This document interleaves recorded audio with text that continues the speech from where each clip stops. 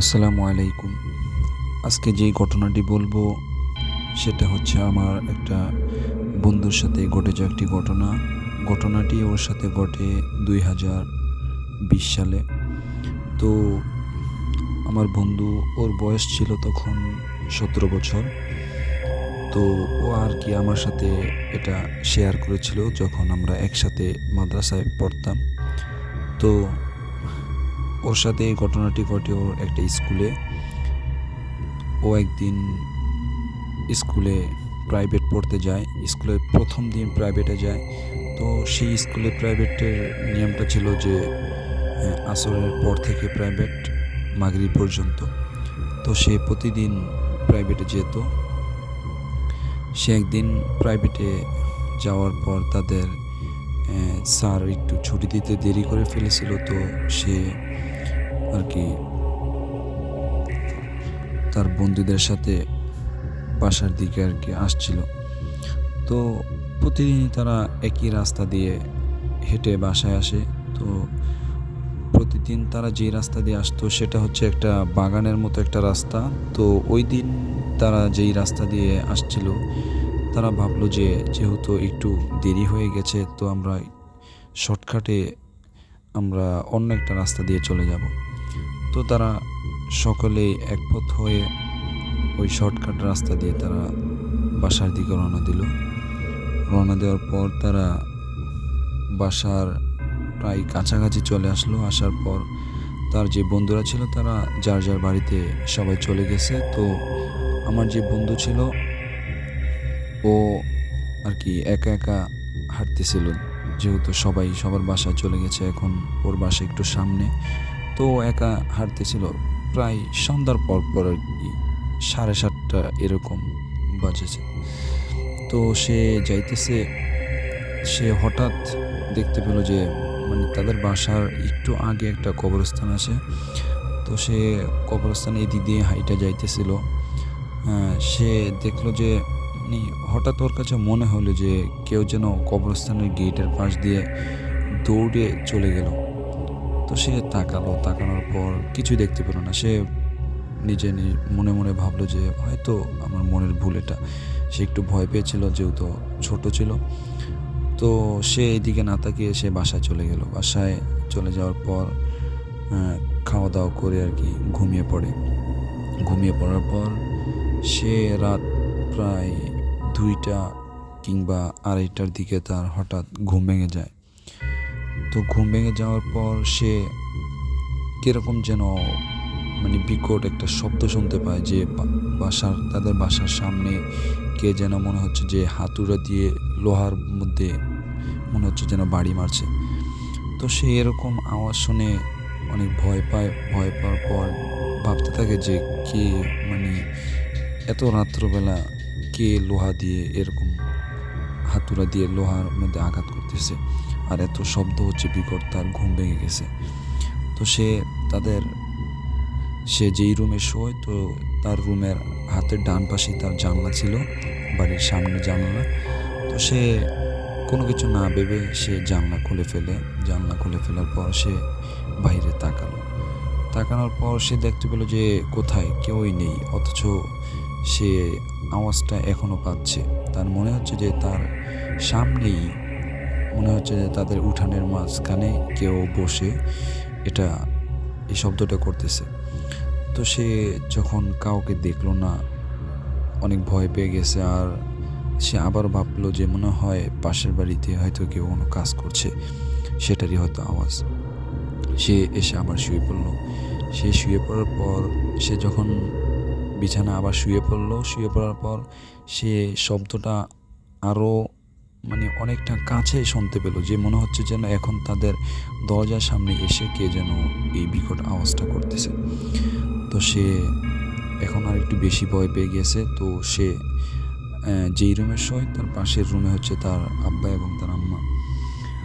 তো ও ভয় পেয়ে ওর আম্মুকে আর কি জোরে জোরে ডাকতে লাগলো। তো ওর আম্মু অনেকখানি পরে ঘুম ভাঙার পর তার আম্মু বলতেছে যে কী হয়েছে, এত রাত্রিবেলা ডাকতেছে কেন, বাইরে যাবা? তো বললো না আম্মু, বাইরে যাব না, একটু এদিকে আসো, আমার রুমে একটু আসো। তো তার আম্মু আসলো, আসার পর লাইট অন করলো, লাইট অন করার পর বলতেছে, কি হয়েছে? ও বললো যে, আম্মু তুমি কি কোনো কিছুর আওয়াজ শোনো নাই? বলছে, না, কই কোনো কিছুর আওয়াজ তো শুনিনি। তো ও বললো, আম্মু কিছুক্ষণ আগে বাইরে যে কেউ লোহা দিয়ে আতুরা দিয়ে আঘাত করছে আর অনেক বিকট শব্দ হয়েছে, তুমি কি শোনো না এটা? তার আম্মু বললো, কই না তো, আমরা তো শুনিনি। পরে ও বলল, আম্মু তাহলে বাবাকে জিজ্ঞেস করো যে বাবা শুনেছে কিনা। তার বাবাকে তার আম্মু জিজ্ঞেস করলো যে, তুমি কি কোনো আওয়াজ শুনেছো? বললো যে, না, কই কোথাও আমি তো কোনো আওয়াজ শুনিনি। তো তার আম্মু বলতেছে, বাবা ঘুমের মধ্যে হয়তো তুমি ভুল কিছু শুনেছ বা স্বপ্ন দেখেছো, এরকম কিছু হবে। সে বলল, না আম্মু, আমি সজাগ ছিলাম এবং আমি জানলা খুলে বাইরে তাকিয়েছি। তো আওয়াজ শোনার পর আমি বাইরে তাকিয়েছি, কিন্তু কাউকে দেখিনি। কিন্তু আমি যখন আবার শুয়ে পড়ি, তো আমার মনে হচ্ছে যেন আমাদের দরজার সামনে কেউ এই আওয়াজটা করতেছে। তো তারপর দিন সকালবেলা সে ঘুম থেকে ওঠার পর আবার স্কুলে চলে যায়। স্কুল থেকে আসার পর আবার আসরের পর সে প্রাইভেটে যায়। প্রাইভেটে যাওয়ার পর তারা প্রাইভেট পড়ে আবার সেম ওই দিনও প্রাইভেটে একটু দেরি হয়ে যায়। তো সে আস্তে আস্তে সন্ধ্যার পর ওই কবরস্থানের পাশ দিয়ে সে আবার আসতেছিল। তো কবরস্থানের পাশ দিয়ে যখন সে আবার আসতেছিল, সে হাঁটছে, তার কাছে মনে হচ্ছে যে কেউ তার স্কুল ব্যাগের মধ্যে মনে হচ্ছে যেন কেউ হাত লাগিয়ে ঘষাঘষি করছে। তো মানে এরকম একটা আওয়াজ সে পাইতেছিল। তো সে অনেক ভয় পেয়ে গেল যে কে আওয়াজ করবে। সে পিছনে ঘুরে তাকানোর পর দেখলো যে কেউ তো তার পাশে নাই। তো সে অনেক ভয় পেয়ে একটু দৌড়ের মতো দিয়ে আর কি তাড়াতাড়ি বাড়িতে চলে আসলো। আসার পর তার আম্মুকে বললো যে, আম্মু গতকালকে আমি এরকম দেখেছি যে কেউ মনে হলো কবরস্থানের গেটের পাশ দিয়ে দৌড় দিয়ে চলে গেল। আবার আজকে আমার মনে হচ্ছে যে কবরস্থানের পাশ দিয়ে আসার সময় মনে হলো যে আমার ব্যাগের মধ্যে কে যেন নখ দিয়ে ঘষাঘষি করছে। তার আম্মু বলল, আচ্ছা তুই কি হয়েছে তোর? গতকালকে রাত্রেও অনেক কিছু বললি, আচ্ছা কোনো সমস্যা হয় নাই তো তোর? সে বলল, আম্মু জানি না, কিন্তু আমার অনেক ভয় করছে এই 2-1 দিন ধরে। তো তার আম্মু বলল, আচ্ছা আমি তোর বাবাকে বলতেছি, দেখি কি করা যায়। তারপর তার বাবাকে বলা হলো সব ঘটনা। বলার পর তার বাবা, ওনার একটা বন্ধু ছিল হুজুর, তো ওই হুজুরকে সব ঘটনা আর কি জানানোর পর ওই হুজুর তাদের বাসায় আসলো। আসার পর তাকে দেখলো এবং তাকে জিজ্ঞেস করলো যে, কি হয়েছে তোমার সাথে, আমাকে বলো। তো ছেলেটি সব কিছু খুলে বলল যে, হুজুর আমার সাথে এরকম এরকম হয়েছে। আমি ওই দিন প্রাইভেটে থেকে আসার সময় দেখলাম যে এরকম কবরস্থানের পাশে, তারপর দিন আমার ব্যাগে কেউ যেন নখ দিয়ে ঘষলো এবং গতকালকার রাত্রে আমাদের বাসার সামনে মনে হচ্ছে যে কেউ এসে হাতুড়া দিয়ে লোহার মধ্যে আঘাত করছে, এরকম অনেক শব্দ পেয়েছি আমি। তো ওই হুজুর আর কি বলল যে কোনো একটা জিন ওকে নজর করেছে এবং ওকে ফলো করতেছে। তো কোনো সমস্যা নেই, আমি তাবিজ দিয়ে যাচ্ছি, এটা বেঁধে রাখো, আর কিছু আমল দিয়ে যাচ্ছি, এগুলো তুমি কন্টিনিউ করবা। তো ছেলেটাকে সব কিছু দিয়ে হুজুর চলে যান। হুজুর চলে যাওয়ার পর তো সে আবার আগের মতো প্রাইভেটে চলে যায়। প্রাইভেট থেকে প্রতিদিনের মতো আবার চলে আসে। কিছুদিন যাওয়ার পর তার সাথে কোনো কিছুই ঘটে না, সে অনেকটা ভালো আছে।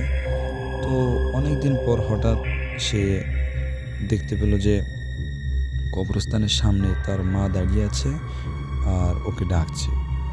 তো সে তার মাকে দেখে তো আর অবশ্যই সে কাছে যাবে। সে কাছে যাওয়ার পর ওই মহিলার কাছে চলে যাওয়ার পর বলতেছে যে, মা তুমি এখানে কি করছো? বলল যে সন্ধ্যা হয়ে গেছে, এই জন্য তোকে আগাতে আসলাম আর কি। তো সে বলল, আচ্ছা তাহলে চলো বাসায় চলো। সে বাসার সামনে আসলো। আসার পর তাকে গেটে তার আম্মু বললো, আচ্ছা তুমি যাও, বাসায় চলে যাও, ঢুকে যাও, আমি আসতেছি।